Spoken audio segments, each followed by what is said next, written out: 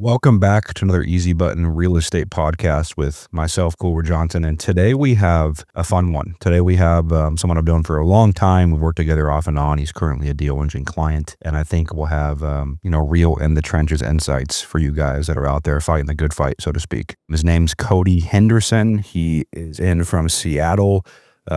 He is a firefighter turned real estate investor. And I think he still does both.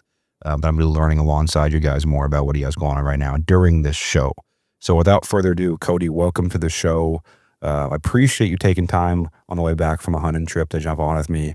Why don't you just start with kind of high-level overview, who you are, what do you have going on, what was your intro into real estate, and where things are at right now? Yeah.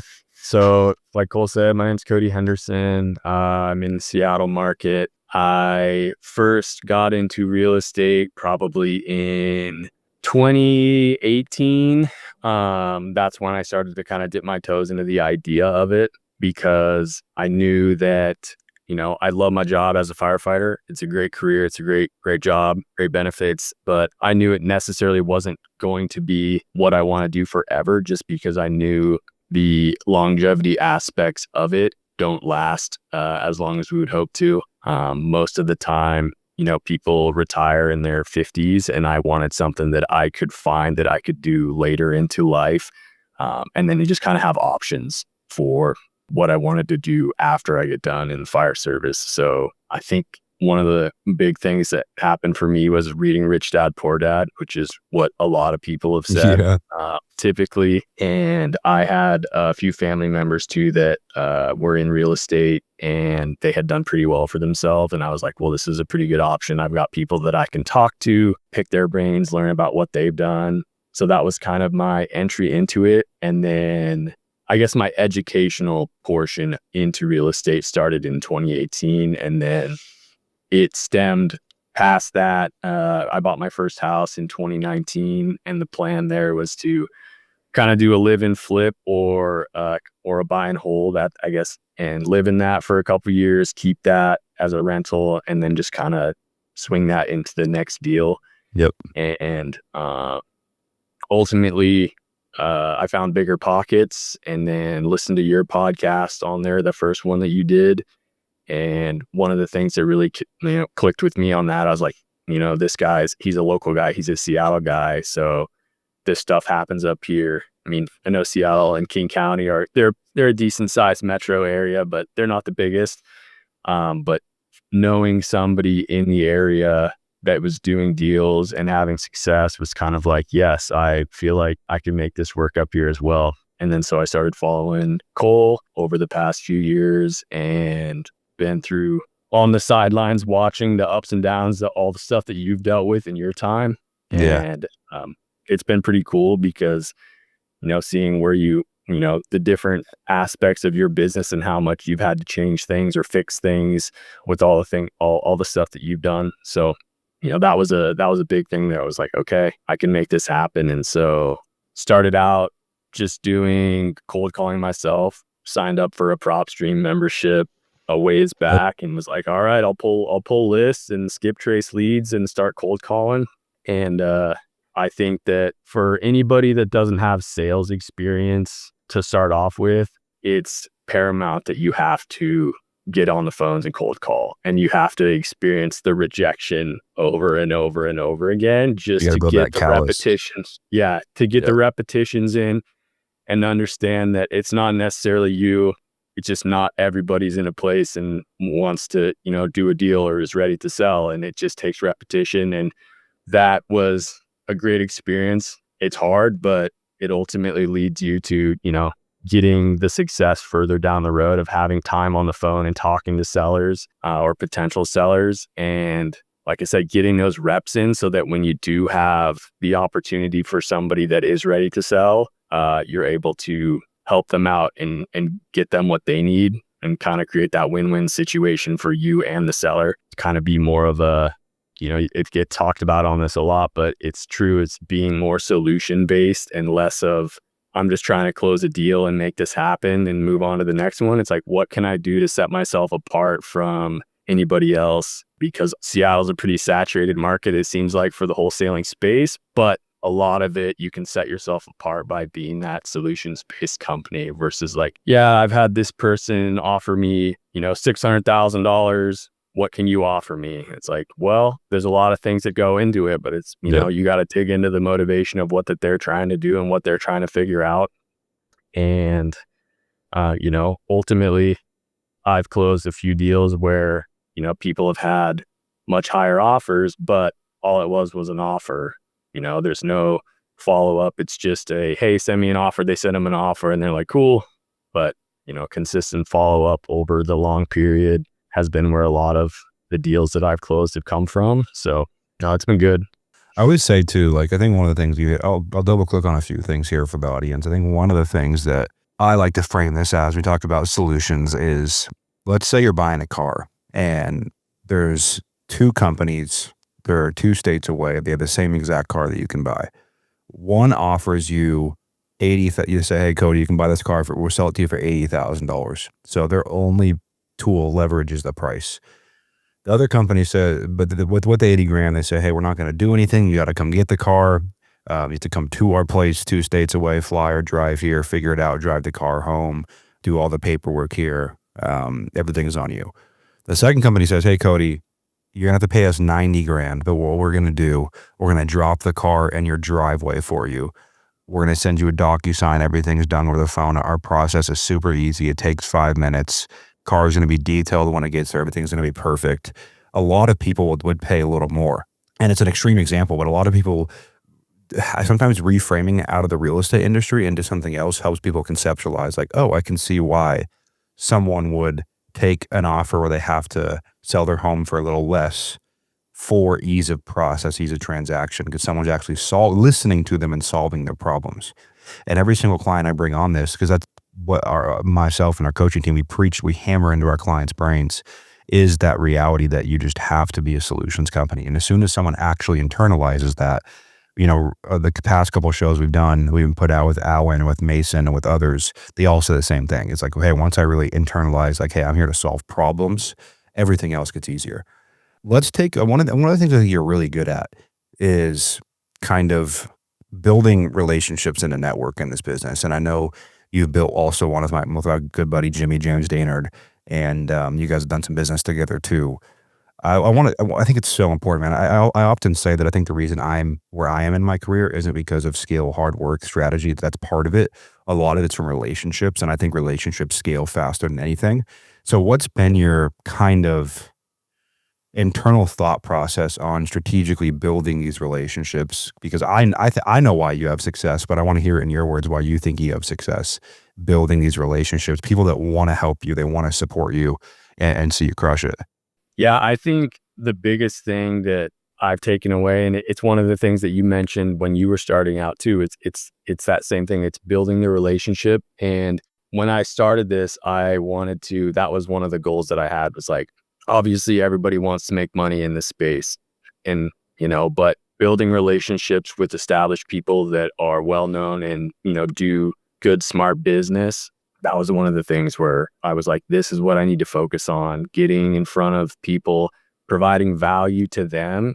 And then, I was willing to take a cut on what I potentially would get on a sale if I knew that I could build a relationship with somebody that then would become a consistent client or, buyer for me, or if that was in the disposition side, just really hammering on that and less about the dollar figure that you were going to receive and more about like, hey, how can I build a long-term relationship with these clients or these people in order to push, I guess, the overall success that I'm going to have.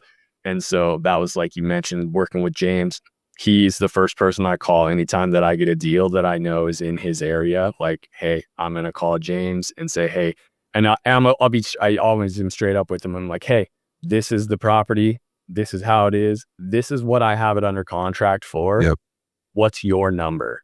Typically, as long as it's a good deal, James is always going to be like, I can do this number or this number. It's going to be dependent on once we walk it.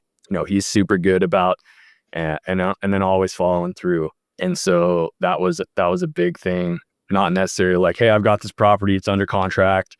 This is the price. I'm always straightforward with, typically, usually the buyers that I do have are the consistent buyers that have done business with me. I'm always straight up with them, like, hey, this is the price I have it under contract for. What's your number on it? And for the most part, people are receptive to that, and they're not trying to be like, oh, you got it under contract at 300. I'll give you 305 for it, even though it's probably worth 350. They're usually, for the most part, honest and straightforward, and they're trying to do good business, because if you can bring them a deal, you can bring them more, and it helps them out on their side as well. So that was, the first, I think I've done a couple deals with James, and the last one closed in, I think it was May, and it was a probate deal that I got, put it under contract. I think it was at 420, and I think 400, and he bought it at 420. And unfortunately, one of the things that both he and I missed was the septic system, because it was in the city of Burien. We both were, and it was in an established neighborhood, decent neighborhood, and we both just assumed that it was on city sewer and totally missed it. And unfortunately, we ended up finding out that it was on the septic system. But James was like, hey, I already agreed to this price with you. I'm not going to try to come down because, we missed this thing. So I'm still going to pay you the number that I told you, even though this is going to cost me an extra 15, 18 grand to redo this entire septic system, Yep. So working with people that are true to their word and honest and do good business it's been awesome. I know not everybody's that way, and you can't always be that way, right? If a number breaks the deal, unfortunately, sometimes you're like, hey, we can't make this happen now because of this. But finding deals and getting them under contract at the proper price based off of the underwriting and everything does make a significant difference. And so, my big focus when I started out was like, focus on the relationships, build the relationships with these people so that I can do long-term business. Like, I'd rather take a $10,000 assignment fee than a $50,000 assignment fee and then never be able to do a deal with someone again. Because, one deal is cool, but if you can do 15 deals, 20 deals with somebody, it has a much bigger impact than just a single deal with a higher fee. I love it, man. Yeah, I think one of the things I've realized over the years, for people that are really good at building network and relationships, and guys, when you have those relationships, you can do what Kody's talking about. You can pre-sell deals, you can get the tricky deals done, you can get a leg up on if you're competing against other offers on a deal.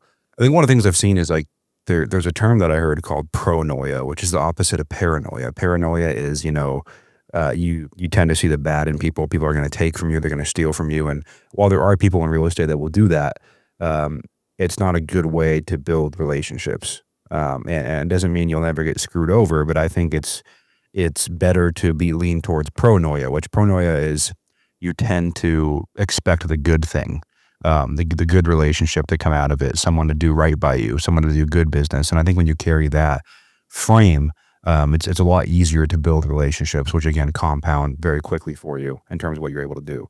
So Kody, why don't we transition into some of the things we've been able to help you with at Easy Button in terms of the understanding of sales process, deals, underwriting, anything you found valuable as well. Obviously the leads are there.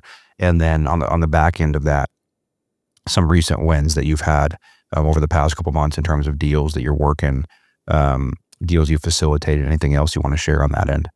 Yeah, so I would say the biggest help that Easy Button has been for me was, obviously getting the consistent lead flow in each month, but the sales calls, which Nelson used to do, now it's Tyler for the most part, with those office hours, coming at them with a problem that you think you're facing and then having another set of eyes on it. Like for me, I'm a single operator. I do this by myself right now. So I'm in charge of follow-up calls, acquisitions, disposition, meetings, all that. So it can be overwhelming. And so there's only so much space in my head that I can focus on certain things. And then, so being able to jump in on those calls with people that have an outside perspective to look in on it, where I'm like, I've got this deal that it only makes sense if I can get it at this price. And they're not going to do it at this price. And then having Tyler come in and be like, well, have you looked at it from this side? Have you looked at it from this? Have you offered these things on it? Have you given them different options? And I'm like, oh, I didn't even think about it from that standpoint, right? Yeah. Like,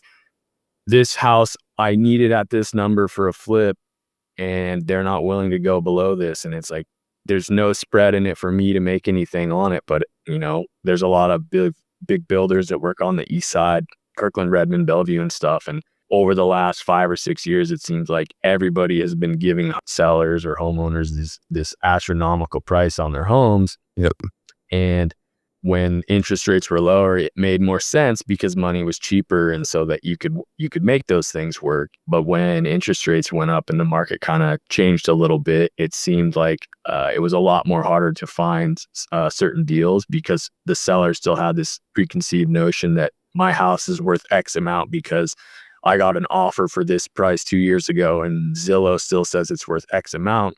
I'm like, well, ultimately, yeah, your house is worth that much, but in order for us to make this work, things are going to have to, you're going to have to work with me to make this happen. And, having somebody else that look at it that ultimately had done multiple deals with some of these builders, like, I always looked at things like, this has to be a flip. Nothing really works up here for rentals unless you get it for pennies on the dollar. So it has to be a flip. And then I sat down with Tyler one day. I'm like, hey, I got this deal. They want 1.3 for it. It's worth 1.6 when it's fixed up, but it needs 200 grand. And so there's no spread on this. He's like, have you looked into any of the building companies that are building these new luxury high-end builds in these areas? And I was like, no, I haven't. He's like, where's this address at? It's in Rose Hill in Kirkland. And he says, what's the price on it? Like, they want 1.3. He's like, lock it up today. Like, what do you mean? I've been working with these people for 6 months to try to get him to come down to like 1.1 and can't make it happen. He's like, there's builders that are buying houses and scraping them and building 4,000 square foot new build constructions, and they operate on a 10% margin. So they will pay. It's like, lock a deal up. You can get it at 1.3. You can probably push it at 1.4 to a builder, but they need terms. So it's just being able to navigate those things. And like I said, I was only looking at it from one perspective. And so having outside eyes come in and tell you, hey, there's other ways that we can make this happen, it's been super beneficial.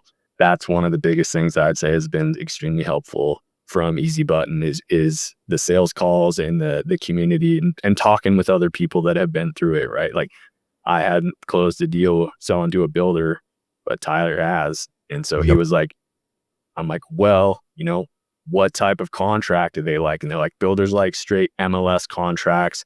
They want 6 months. And I'm like, okay, cool. So you got to try to work that into the terms of the deal. Like, hey, we can give you this price, but it's going to be a 6-month close. Hey, we can actually come up slightly higher than your price, but we're going to need 6 months instead of 30 days. And we will release, $3,000 a month over the next 6 months. And ultimately you're going to come away with 1.3 instead of 1.3, or 1.33 instead of 1.3, but we need 6 months because they have to get permits and do all these things, and it takes time, and they don't want to sit on the property. And so that's one thing. That's a deal that I'm working on right now that hopefully will get done early next year, and there'll be a nice assignment fee involved with that. So yeah, having people that have done deals other than what you've done and having them be able to bounce their ideas off of you and your ideas off of them has been super beneficial. So those calls are priceless. Walk me through, for these people listening, kind of playing the firefighter and investor game. There's a lot of people that listen to this that are either still working at W-2 or they're recently new out of the W-2. But for you, now that you've done a good amount of real estate deals and you're still working the firefighter job, if you could fast forward 12 months from now, what does your business look like a year from now? End of 2026.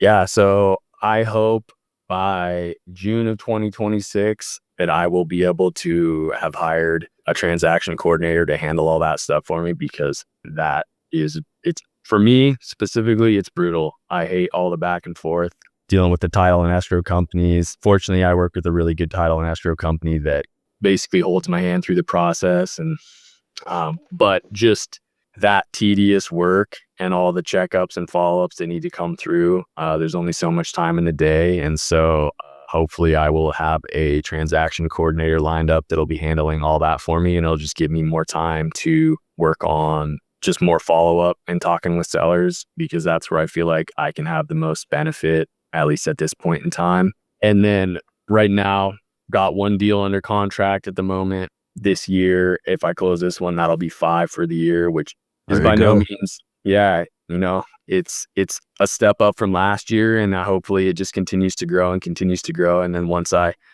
hopefully next year, I'm planning, the goal is to have it, get one a month. And then once I have that consistent revenue coming in, that I can ultimately work on hiring a follow-up manager that can do that. And then I can be more of the sitting down with sellers in a living room and not doing all the other stuff, because I feel like I thrive in that situation more so than on the phones. If I can get in front of people, I can really connect with them on a deeper level. And like I said, provide those solutions that they need. And so hopefully I can have that transaction coordinator, free up some time, and then get that follow-up manager or leads manager, and ultimately get to that 1+ deal a month over the next 12 months is the goal for me. I love it, man. I'm looking forward to seeing it happen. Well, Kody, any last kind of parting words you want to give anyone listening to this? A lot of our audience, they're all varying degrees of business. Some of them are doing 10 deals, 15 deals a month. Some of them are chasing their first deal. Some of them are doing somewhere between 3 and 15 deals a year. What is something that you would give to someone a little earlier on the journey than you? And it's valuable because there's a lot of people that are much earlier on the journey than you, not just in deals, but in just time in the game. So what is something you could, if someone got in an elevator with you and asked you, hey, what's your advice for someone that's chasing just, they're working a job, but chasing that first deal, they're chasing, they want to do 1 or 2 deals a year. What is a piece of advice that you'd give them in a quick elevator ride? I think that it's going to feel like you're banging your head against the wall. Unfortunately, that's just a part of it, and you have to keep doing it and be consistent with it. And it's going to take a lot longer than you think. Sometimes you're able to get things happen quicker, and that's exciting, but ultimately it's going to take twice as long as you think, if not longer. And so just being consistent and being willing to do the sucky thing over and over and over again until you can make it happen, where you can get to that, see that success. It took me almost a year to get my first deal done. But then once that happened, it was like proof of concept. I can make this happen. Now I just need to replicate this, more reps, get this done. And the more reps and the more time you spend doing it, the more consistent you will be with it. And it's just going to keep growing and keep growing, as long as you're willing to put in the work, right? If you're not willing to do the hard thing and put in the work, you're unfortunately probably not going to see the fruits of all the labor that you've put in. And I think there's probably a lot of people that, again, bang their head against the wall for 6 months and then they try to move on to something else. And for me, I think it was, I didn't know what else I was going to do and work on outside of this. So I just kept grinding and kept trying. And ultimately it led to that first deal and that proof of concept, which allowed me to continue. It's like you chase it, you get it, and then you can catch it, and then you just keep going after that. And so just keep going, keep grinding, and as long as you're consistent with it, you will get to have the success that you're looking for, and that you can keep growing. So being consistent. Love it, man. Well, you guys, that's a wrap to another episode of the Easy Button Real Estate Podcast. Also, as always, we only grow through word of mouth. So we've been growing tremendously, which means you guys out there that listen have been telling friends, coworkers, business partners, and we really appreciate that. Let us know, reach out to who you want to see on the show, what you want us to talk about, what's helping you, what's not. Our goal is to continue to perfect this, to help you do more deals. A review on whatever platform that you listen to this, Apple Podcast, Spotify, is also very appreciated. And until next time, as always, you're only one deal away.